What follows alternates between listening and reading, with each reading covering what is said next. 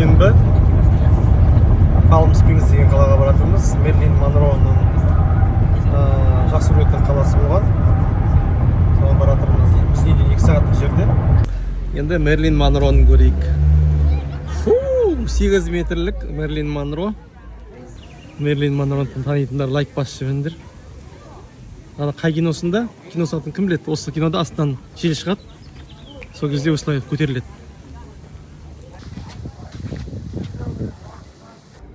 Ховард Смит деген андай жұмыс қарастыңызшы. Өнер адамдардың түсіну қиын ғой. Мына әдемі екен, е? Стамахан. Яғни 1931 Америкадағы алғашқы металдан жасалған үй болып есептелген. Енді бұл басқа әлемде де барша металлды үй, бірақ Америкада 1931 жылы осы болған екен. Өткен жылы 24 жылы қайтадан ремоделинг болып, ремонтталып, осы музейдің жанына қойылған екен. 1960 жылы салынған, бұл Элвис Преслидің тапсырысы бойынша салынған үй. Тарихи ғимараттардың бірі екен. This is Leo DiCaprio's home, formerly from Dinah Shore.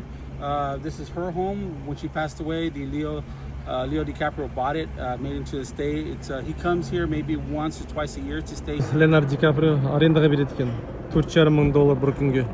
Бір күнге $4,500. Қанша? 4,500 деген қанша болады теңгемен?